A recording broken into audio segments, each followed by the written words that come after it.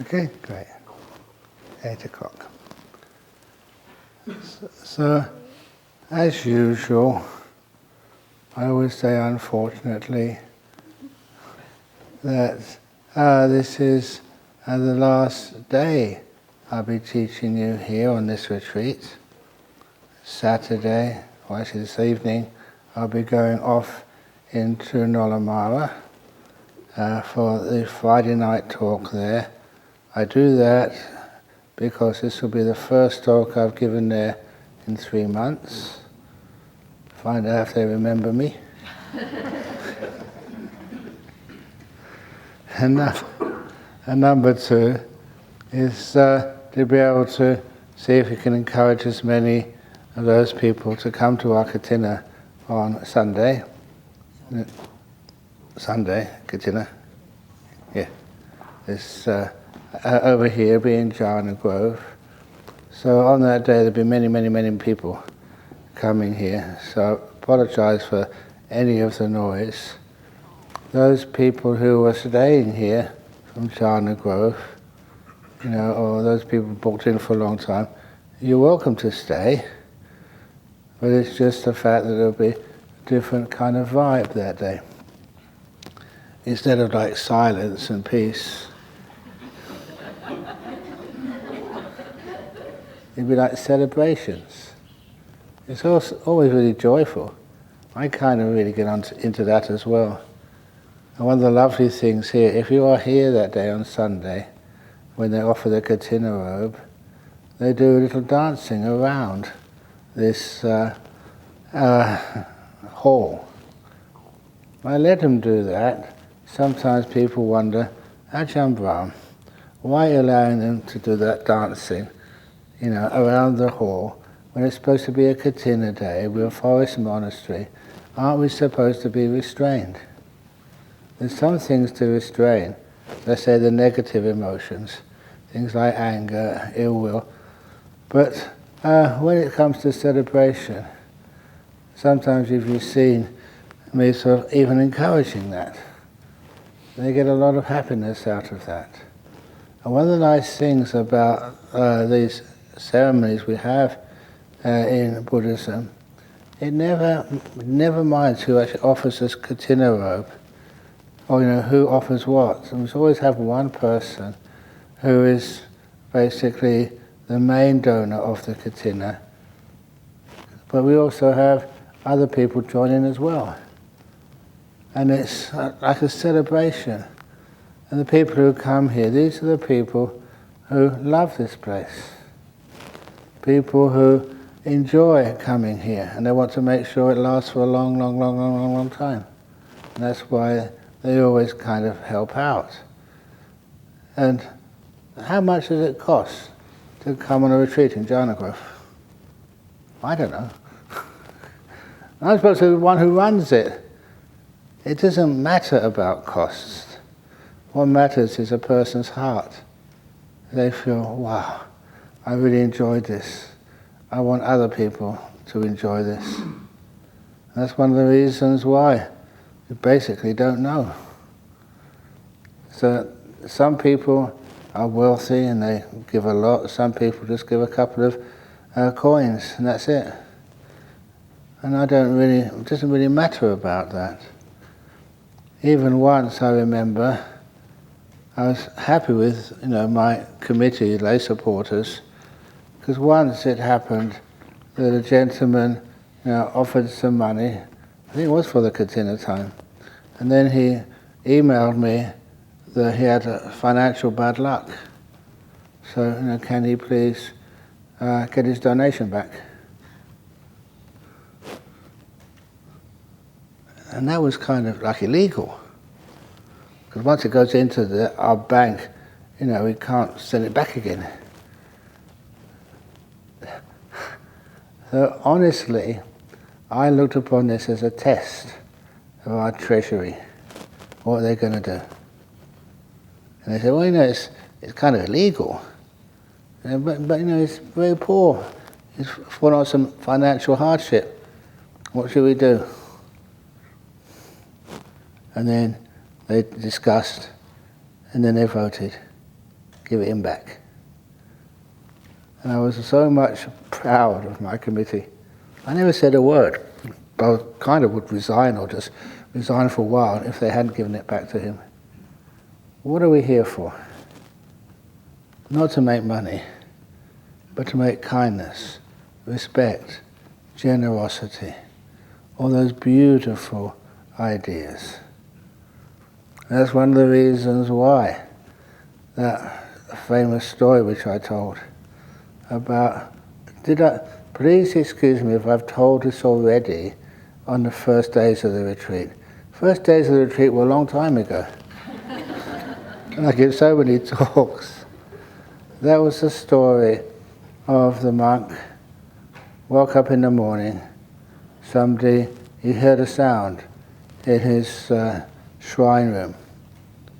And he thought straight away, is that one of the monks got up early to meditate? And then he thought for a moment, no monks in here get up that early.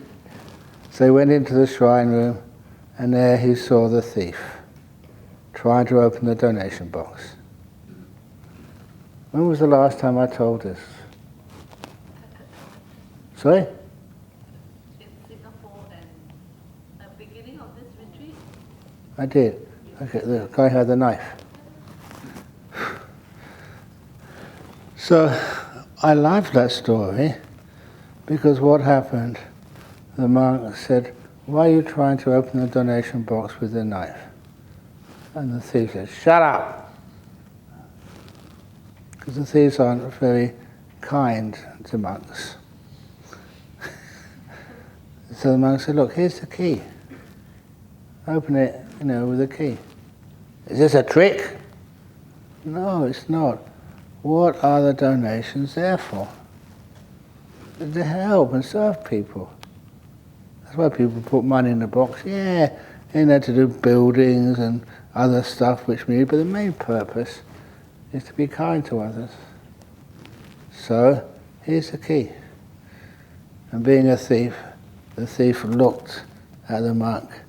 Is this a trick? So in one hand he had the knife pointed at the monk, and the other hand opening the donation box with the key. And the monk was just smiling all the time. It wasn't a trick. And once that thief started opening up the donation box, the monk said, in the cupboard above the donation box, you will find some food left over from yesterday morning. Please help yourself.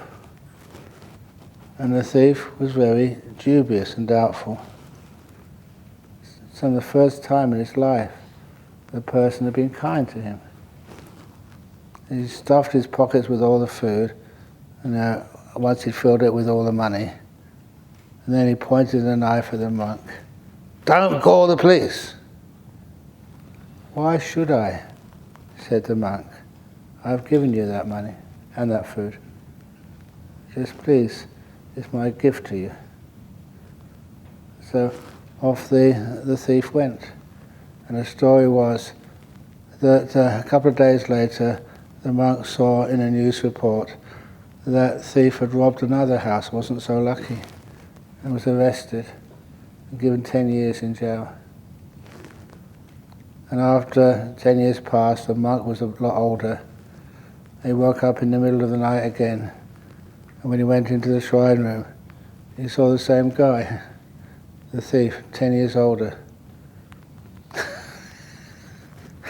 And the thief had a knife.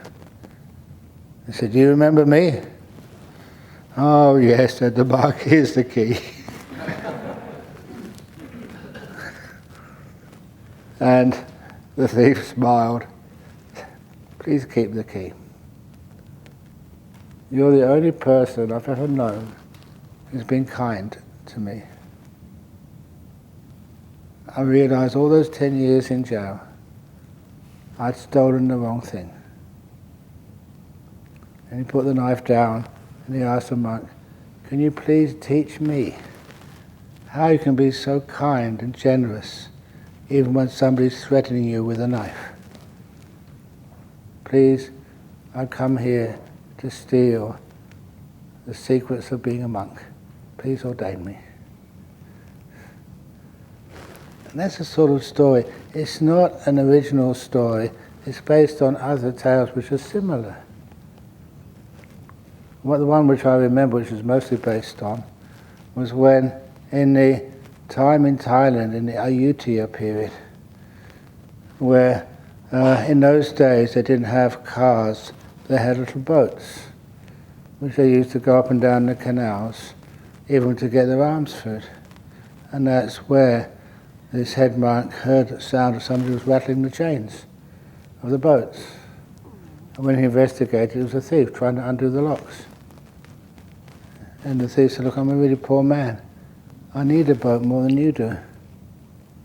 So the monk had the key and gave the key to this poor man, so the poor man could have the boat.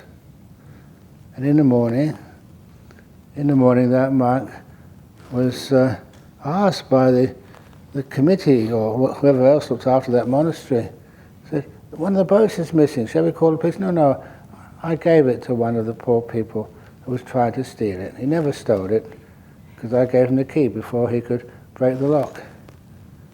He was poor.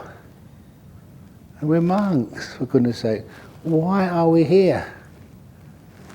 And so because of that, the committee said, well done. That's what we want for a monk. Someone who's kind. You give to me, can't I give to you?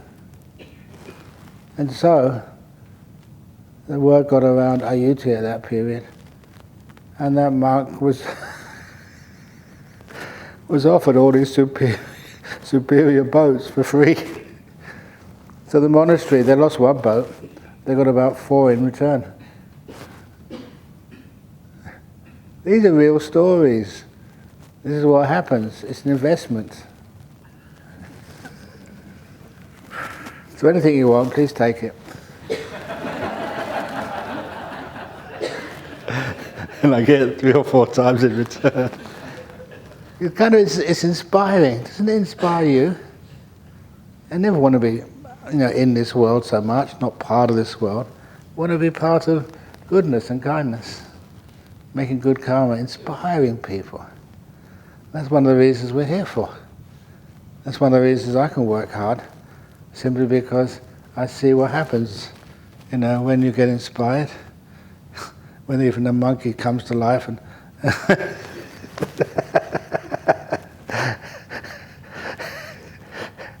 and those are the things which bring joy. From that joy, we get this wonderful sense of inspiration, and you sit down and meditate, and you think, what have I done this morning? What have you done so far today? Or last week or the week before?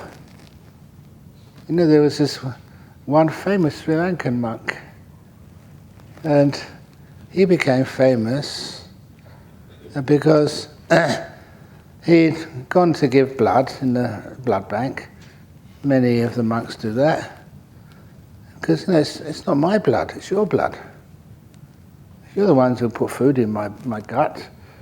So all that food which I ate at Bodhinyana Monastery or other places, that gets turned into blood here, I don't really think of it as mine. It's kind of yours. So it's almost an obligation to share it with others. So I went to share it with in the blood bank. And like many people, if you go to the blood bank, they get all the details. And this fellow happened to be a very good match for somebody who needed, I don't know if it was his liver or something, or one of his kidneys. He volunteered to be an organ donor. And so the blood bank contacted him and said, you agreed to be an organ donor, but there's a problem. What problem is that, he asked. The person who matches you perfectly is an evangelical Christian who goes around Sri Lanka converting the Buddhists to being Christian. And the monk apparently said, what's that got to do with it? if you need a kidney, please take it. And it was such an inspiring story. This is real. I don't think I've exaggerated that much at all. He did that operation, gave the kidney to this evangelical Christian. And the problem came afterwards when somebody found out about it and they did an article about him in the newspaper. He said, that's really, doesn't matter what religion you are. If you can help, if you got a perfect match so you can give your kidney to whoever, then give it. And so that's what he did. And afterwards, once the newspaper article came out, he got so famous, he went into the jungle, became a forest monk and disappeared. That's kind of a real monk. We're not in it for fame. We're not in it for getting funds. We're in it for helping, for being kind. And when I tell a story like that and you find out it is real, does that not inspire you? That's what we're supposed to be doing. Helping others, sharing with others. Just like each one of you. I know each one of you have helped me so much and helped the other monks. And when it's our time to help you, of course we help you. And this is some of the beautiful things which, again, 51 years as a monk, I've had so many beautiful stories, heard them, seen them, and when you hear them and see them, I remember this where was he? I think it was in Malaysia somewhere, this really old monk, and, he's on the edge of his life. So they said, do you want to go and see him? I said, yeah, sure, I've only got a short time to live, this guy. So I went to see him. And then I started telling him about the kangaroos over in Australia. In those days, the early days, we had more kangaroos over in Bodhinyana Monastery than any monks. But it's kind of my duty as a senior monk, to spend time looking after and caring and teaching everybody about Buddhism. It took me a long time to convert the kangaroos.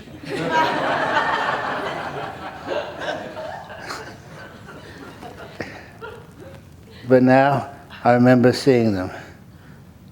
The Buddhist kangaroos. The Christian kangaroos put their hands like this. The Buddhist kangaroos do this.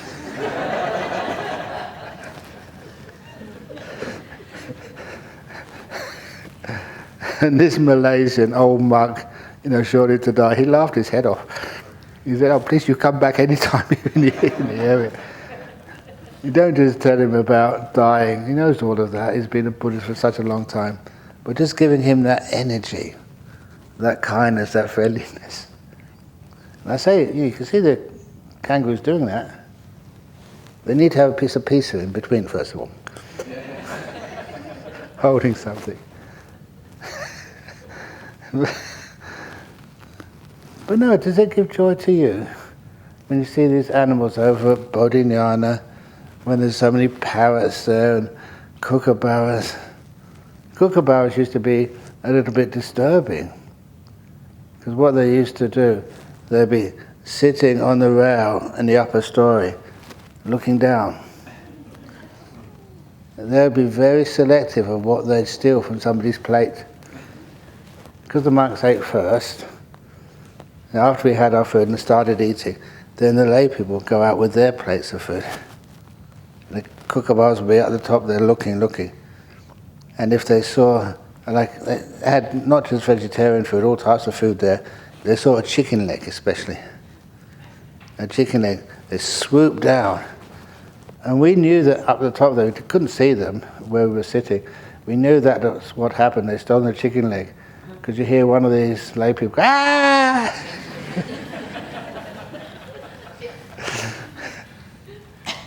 But then the kookaburras, they were not smart.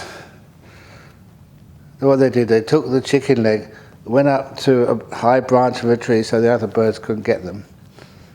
And then they had to kill the chicken leg first. That was kind of their attachment. This is where it proved to me that attachments always lead to a lot of suffering. So you see them laugh every time. They'd get the chicken leg in their beak and smash it against a tree, and smash it again, and smash it again to kill it. It was already dead. It had already been baked or boiled or something. And all the meat would fall off the chicken leg.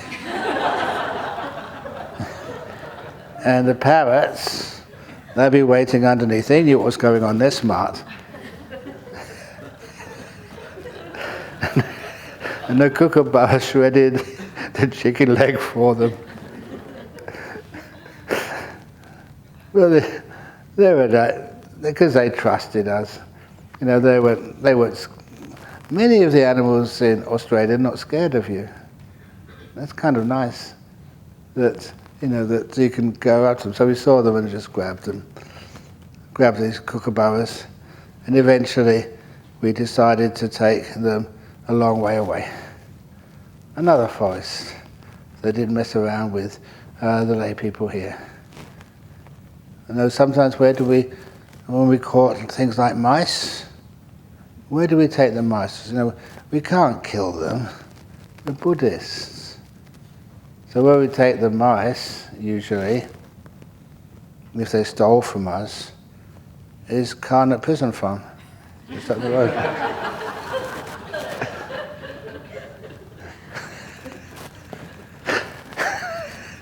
We've got to teach them the law of karma. If you steal from a monastery, then you go to prison. You know what happens, don't you? Some of them come back, but I think that kind of prison farm is kind of almost far enough away. Over in the teacher's cottage, when was that, Nicholas? Last year or the year before? Okay, yeah.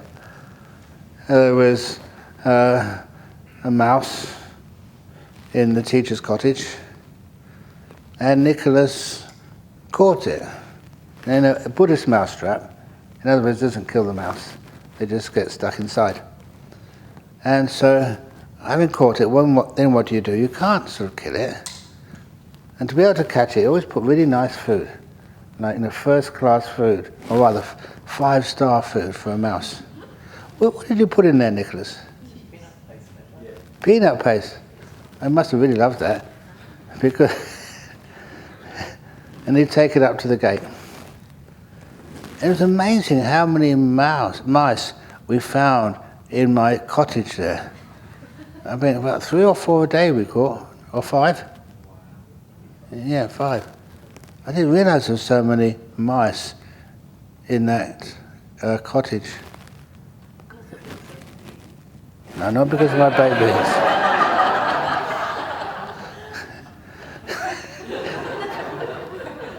Because that same mouse kept coming back.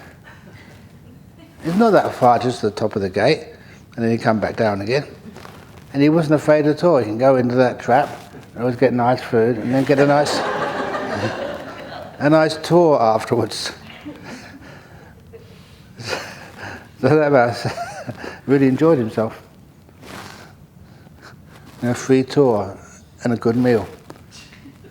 Wouldn't you like that? I was convinced it was the same mouse. I know that sometimes in Thailand we used to catch mice in Buddhist mouse traps. And they said, well, are you sure it's the same mouse or it's a different mouse? So I said, one way to find out. We had some paint. So I tried to paint its ears.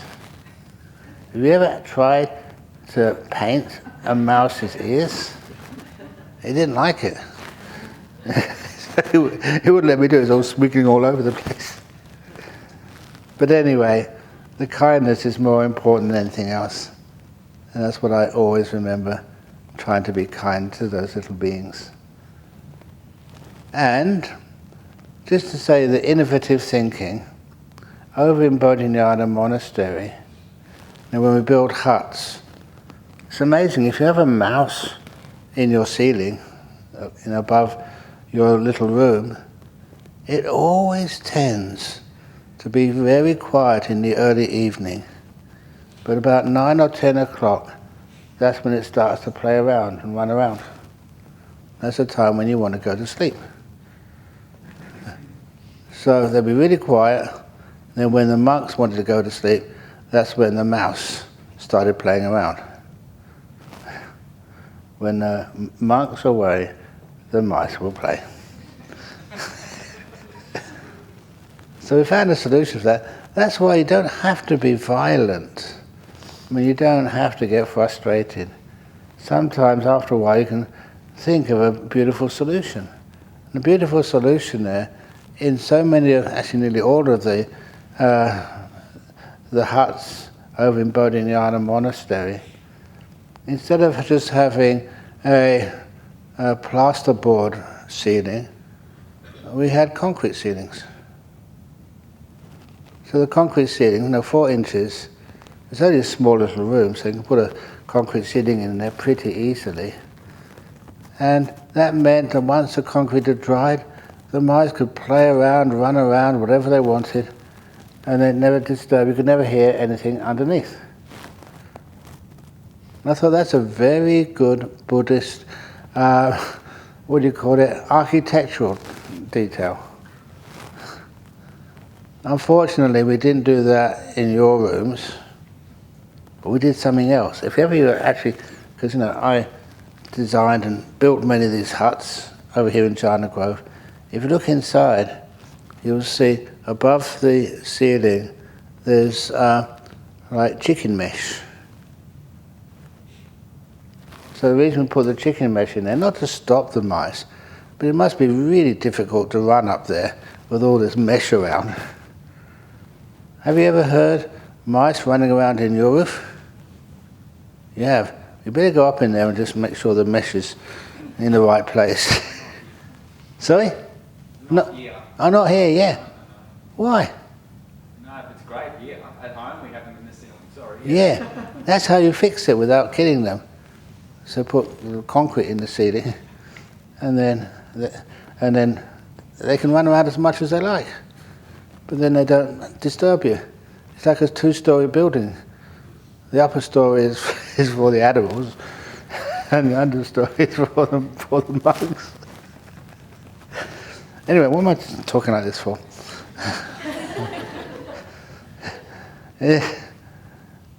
That's actually what happens. We talk about like insight. If it really is insight, you find insight into so many different areas of existence. And to make sure that that is understood, by our lay community, and by the councils, and by law and everything else. I already mentioned one example about the customs. One of the other things which happened to me some years ago, I was coming back from Sri Lanka.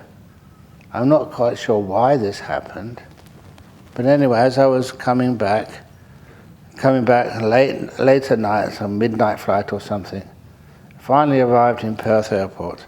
And those are the old days where you had to queue to get your passport looked at. And that's when they had the sniffer dogs checking for drugs.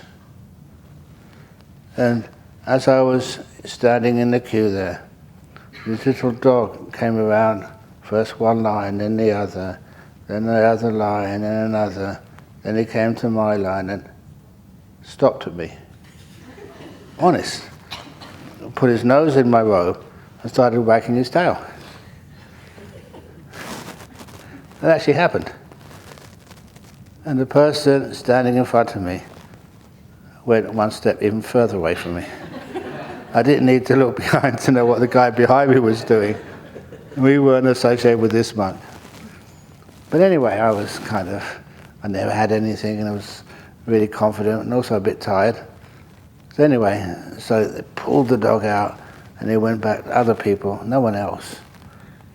And then it took a while to get closer to the check. Didn't have those electronic checks like they have these days.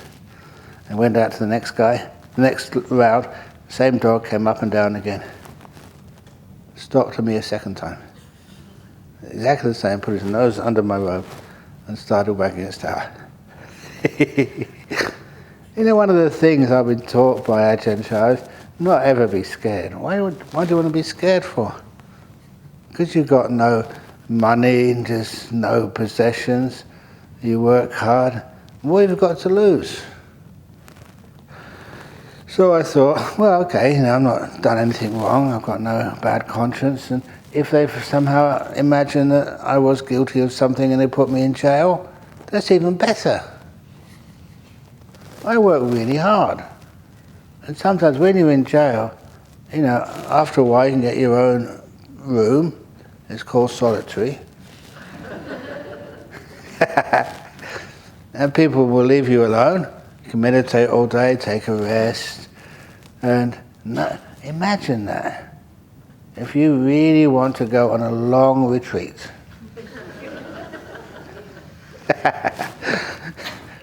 And peaceful. No one can disturb you. You can't disturb them. Imagine, sometimes that's kind of a dream.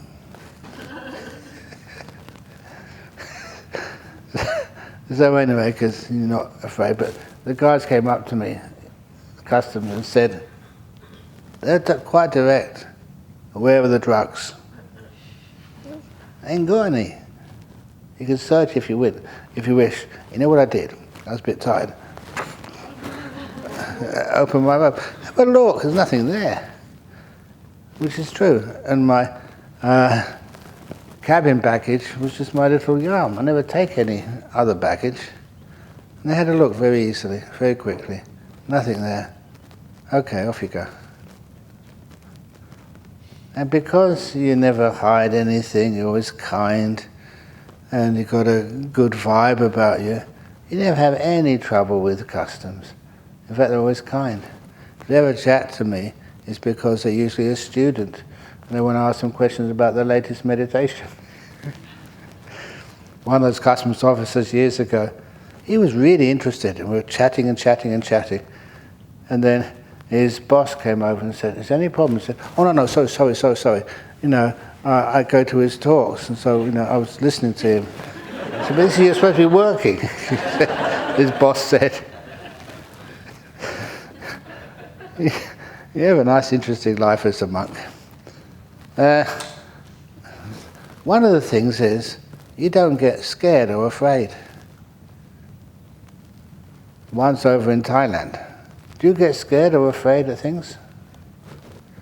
Once over in northeast of Thailand, I did hear that there was some of the old buses, in the remote areas of Thailand, sometimes they would catch fire.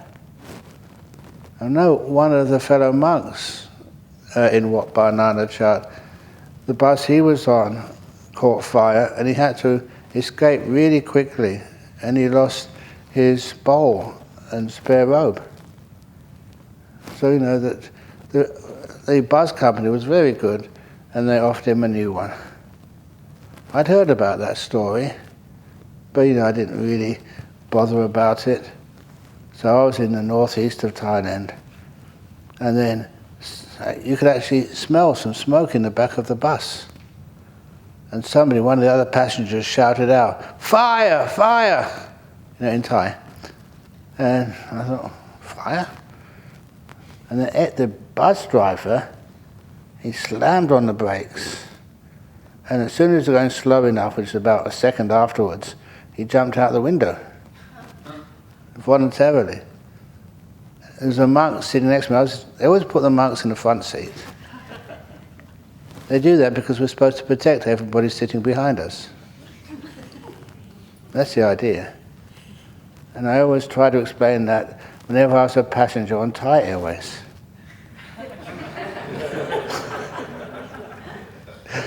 Would you like to be protected? They put me in the front. No. Nice try. But in the buses, it always happens in Thailand in those days. And so the monk sitting next to me on the passenger aisle, he was out so fast. He was scared. I was sitting by the window seat. I wasn't scared because I hadn't got a clue what was going on. It was stupidity, not bravery. And so all the passengers left. I was going to be the last one out. There's one person left in there as well as me. And he checked, it was just a cigarette. And I just ignited a bit of paper. It wasn't dangerous at all. And so I said, okay, it's safe. And all the passengers started coming in. As they came in, I was still sitting in my seat, I hadn't moved. The Arahat, Sahat.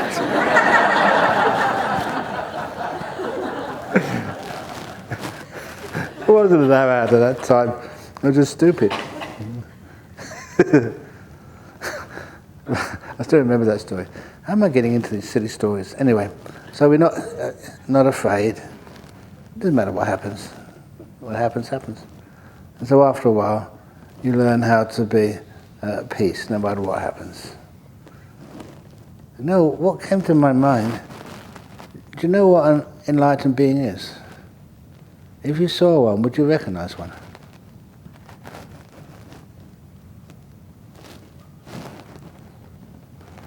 I don't know how many of you can remember the story when I became enlightened. Be careful, don't judge me yet. It's a beautiful story because it actually tells you a lot. So I'm not going to tell you the punchline yet. So my 4th year as a bhikkhu, as a monk, and I was staying in this monastery. It was so secluded, nothing much going on. So you could really get into your meditation, really big time. And we always used to do once a week on the moon days, we would always have to stay up all night. Sometimes, you were tired. Other times you would really get your energies going, have a wonderful time meditating all night. So this time, I was meditating and meditating and meditating. One of the things I was doing, actually, please excuse me, I haven't really given you instructions on walking meditation.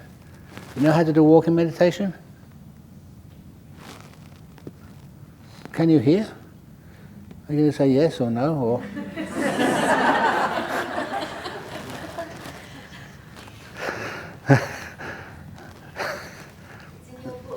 oh, good, excellent, great. Okay, but anyway, this was, you sit in meditation, you get nice and deep, and then you get up and do some walking meditation.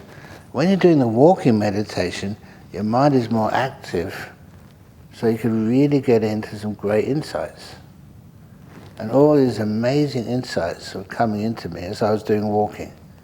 Powerful ones. Things I'd never seen before.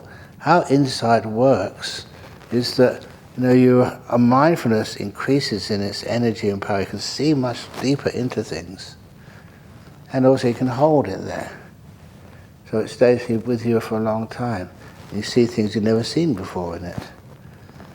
And so, as I was doing this, it got really powerful, really inspired. And then I started seeing truths which I never noticed before. And a lot of time it's because you're busy. If you're not busy, you're tired. If you're not busy and tired, you have to talk to people. Here you're just by yourself and you're focusing, being peaceful. The awareness just increases naturally. It increases so much that you soon get sort of incredible insights coming up. One of the signs of insights, again, it brings you joy. It's like you've seen solutions to things. Solutions to things which really hurt you and harm you, especially your health. So all those insights start coming up and they're fantastic. So I was getting happier and happier. And then the big one came. Oh my goodness. Meditating in this remote monastery in the northeast of Thailand. Wow. So much bliss came up. This was it. Only 4 years as a monk must be my past life. Northeast Thailand had another enlightened Western monk. You never think of it personally, it's always, in the third person. And so, as usual, there's no way you could go to sleep. So I went back to my hut and sort of washed my face a little, and then went back to the hall. We'd usually get up at 3 o'clock in those monasteries. I was back in the hall at 2:30 a.m. What else could you do? What do you think you can do once you're enlightened? You sit down and meditate. So I sat down meditating. Don't worry, I'm going to take back all these claims in a moment when you find out what the truth was.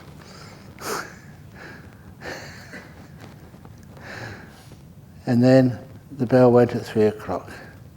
So sweet. Because whatever you hear or feel when you're in a really calm state of mind is always more beautiful than you can ever expect. And then when all the other monks, there's only about 5 monks in that monastery, then we started doing the chanting. And you've heard me do the chanting here. I've heard you do the chanting in the morning and in the evening. Yosa. When I chanted that morning, it wasn't like that. Yosa Bhagawa. I couldn't stop it. There's so much energy. And even the other monk, the head monk, said, no, quieten down a bit. I couldn't stop it because it's really big energy. Then we did a little meditation, and usually a lot of the monks fall asleep. Not me, I was ramrod straight. It was so easy. We had energy, it was beautiful. And then we went on alms round. And that was my chance on the alms round, they called it Bindabata, to give some gratitude for all the people who looked after me, fed me over those 2 or 3 months. And they didn't realize that when they put a little bit of sticky rice in my bowl, zap! They were zapped to the max with kindness. And when we got back to the monastery, that's where you only get sticky rice. And then somebody makes something to go with it. And usually the usual food we would get every day was rotten fish curry. They called it rotten fish pladek because it really stank. It was a fish which they had kept from the year before. And they made a little curry out of that. There was no vegetarian food. Zero, zip. Poor part of the world. Sometimes if there was fruit, you can eat some mango or banana, but there was never much. So it was the same food every day, rotten fish curry. Except that day there was another pot of food. I think it was the only time we had a second pot of food during the rains retreat. It was really rare. But then I thought, oh, okay, I understand. Heavenly beings also like celebrating when someone makes a breakthrough in the Dhamma. I think, that's why. The heavenly beings in this area have realized there's another arahat here. And they've come to show their appreciation with two pots of food that day. And so when we sat down to eat, only the one meal of the day, and you saw those 2 pots of food. One of them was the usual rotten fish curry, and the other one was like a pork curry. It was kind of, I wouldn't call it delicious, but I'd call it edible.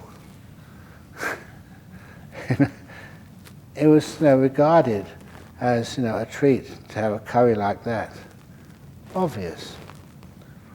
And so the abbot, I was number 2 monk at that time, that head monk, you can see sometimes the ladles we have in soup bowls, really big. He put that ladle in the pork curry. He took a huge amount of it and put it in his bowl. And then another huge amount of it. 3 big ladles. You can't eat that much. of pork curry into his bowl. You know what I thought? Greedy pig. I never noticed that I was getting so critical of him.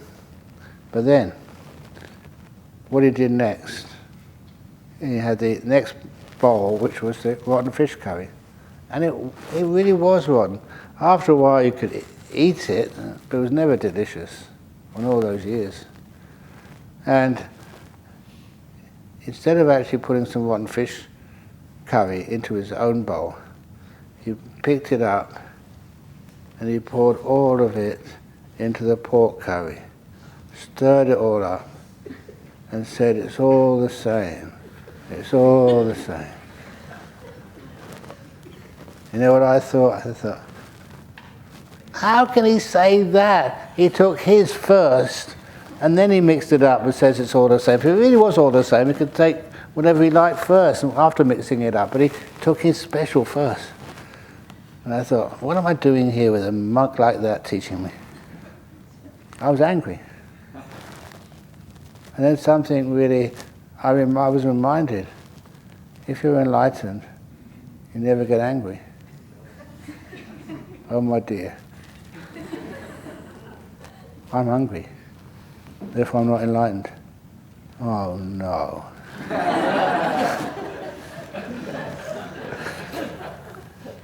If you ever want to know what suffering is, that was one of the worst moments in my life.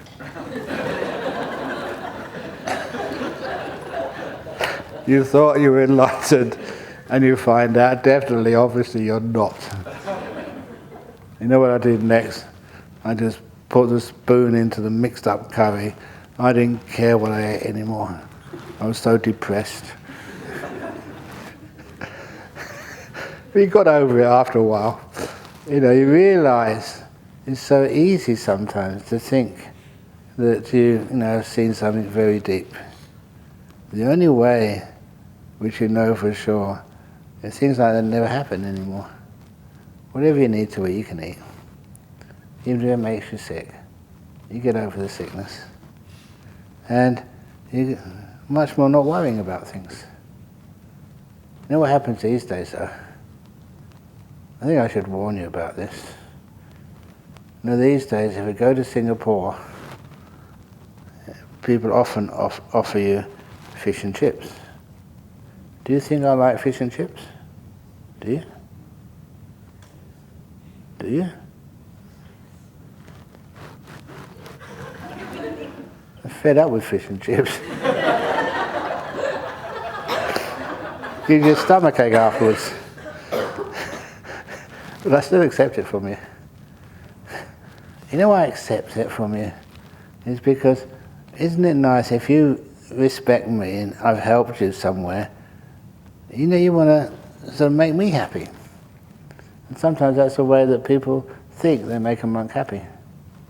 Give them something of what they like. I don't think you can ever know what I really like, what I eat. How can you find out? If you were smart, you'd follow this method in the Satipatthana Samyutta, where it said the wise cook, he makes lots of food for his master and then finds out what's left over.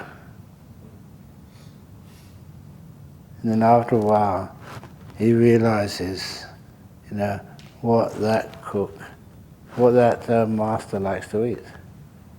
You practice your mindfulness. So you find out that way. You don't assume. Especially don't listen to what I say. And I'm not going to tell you what I really like. Any suggestions?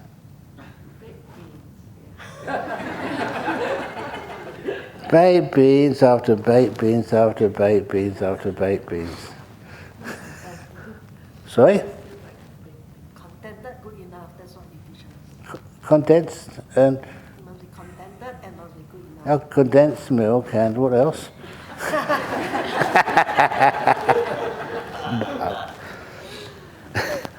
So anyway, this is an understanding about likes and dislikes. One of the nicest things is when, as I said, those restaurants where they don't tell you what you're eating, or it's dark. A lot of times what you like, what you don't like. It's associations it has. That's one of the reasons why I said the other day that we're talking with Ajahn Brahm about black pudding. Please don't admit to her, I don't really like it.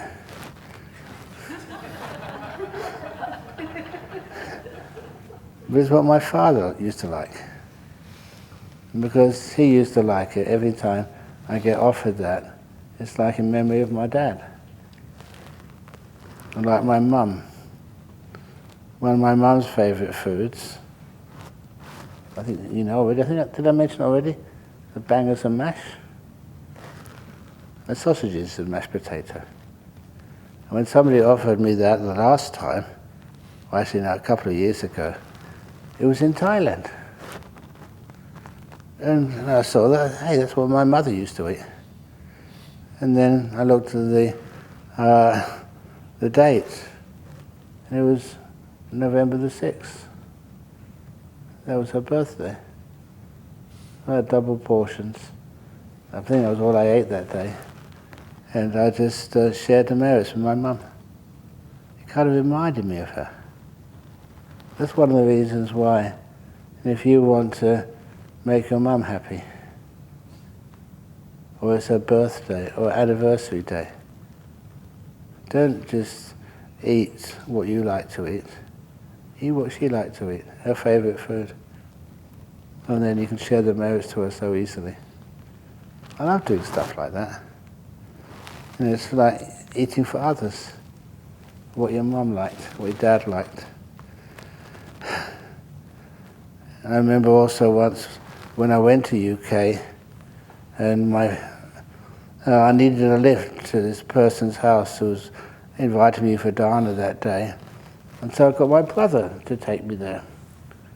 And when my brother took me to this dana, that's what this man heard that story. It was around about my mum's birthday, ex-birthday, because she died. And so they made sausage and mash again. And I couldn't believe how much my brother ate. My brother wasn't a monk, but he said no, his wife had stayed at home. He was free of his wife's scrutiny.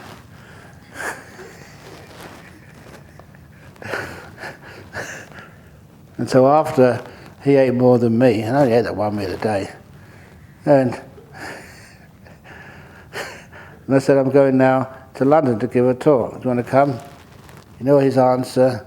No, just that's enough Buddhism for me today. That's actually what he said. Just like eating a lot was Buddhism.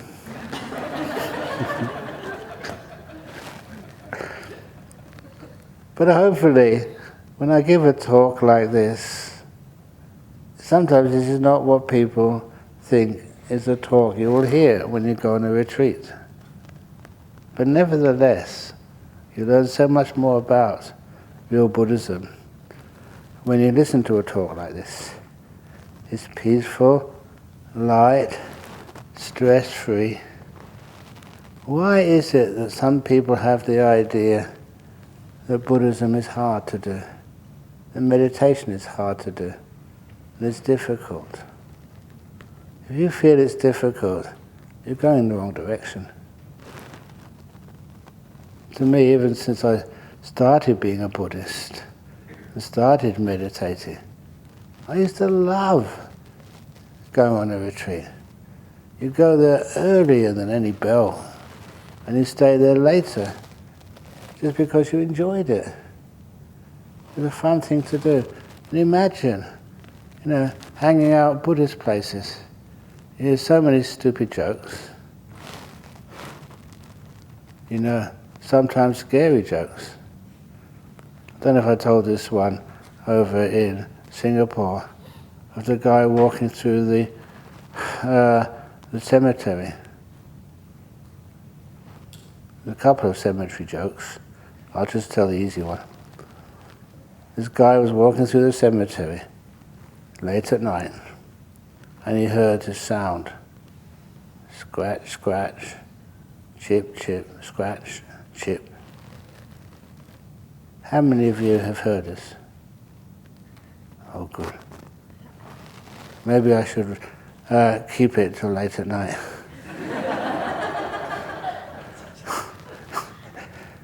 But then I'm not going to be here late at night, sorry. Scratch, scratch, chip, chip. And then he wondered what on earth was this so late at night. He had a flashlight, he turned it around and he saw the problem. It was an old man who was repairing one of the headstones. He said, "Why are you doing this so late at night?" And then the workman said, "Somebody spelt my name wrong on the headstone."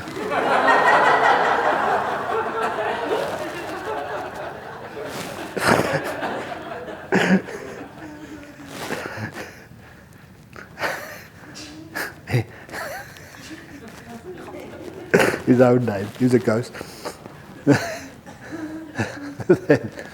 Then when I give talks like this, every now and again, there's some very deep Dhamma there. And when you hear that deep Dhamma, you realize there's no need to be afraid. The ghosts will never harm you, but they'll make you laugh. Ghosts have got a good sense of humour. Some of them. Those are the ones I talk to. The ones who come into my room and try to scare me. Get out of here.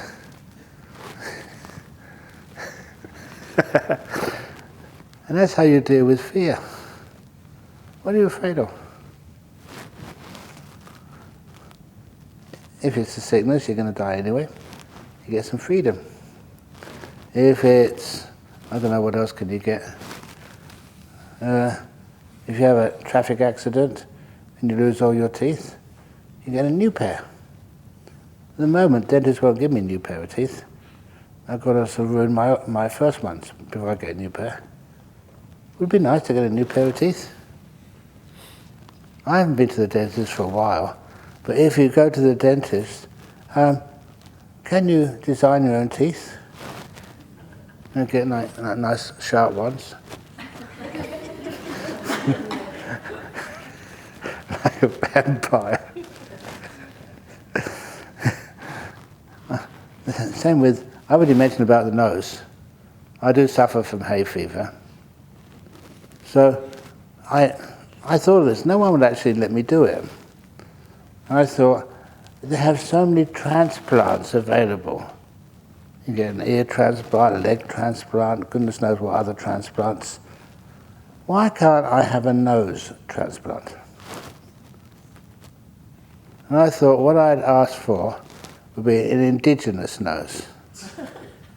It shows you that I'm respectful for our local communities who were in Australia a long time before the white men came.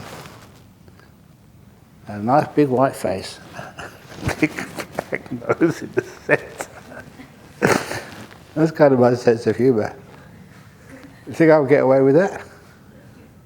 Why not? It's my choice. No? I'll be respectful. I would sneeze it very gently. No? Oh dear. Okay. Anyway, it's 8:59 now, and there's a lot of interviews. And during those interviews, you can ask any deep questions at those interviews. 10 minutes each. Is that enough time to ask deep questions? Would you like to be like me?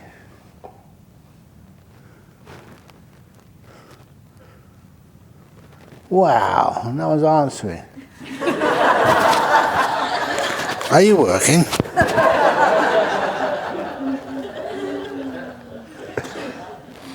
If so, how do you do that? Relax to the max and just enjoy. People used to say that giving public talks was the most scary thing you could ever do. And of all the public talks you can give, the most scary is like live TV. The reason why it's scary on live TV, you make a mistake. That gets recorded. People have fear of making mistakes or being humiliated. That's one thing I learned when I was a school teacher. One of the pieces of advice I was given. If ever the kids crack a joke on you, never have an unhappy face. If they start laughing at you, you laugh as well. Then everybody, they can never laugh at you. They only laugh with you.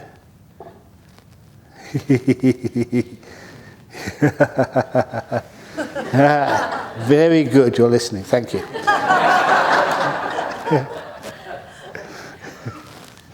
Okay, thank you for listening. Sadhu, sadhu, sadhu. Yay. Okie dokie. So, this evening, what's happening? 3:30, metta meditation, Yeah. followed by robe offering for those who are leaving on Saturday, and photo after that. Yeah. For attendance. Photo. So I expect everybody, it's going to be a photo. As a record, I expect many of you to be sobbing.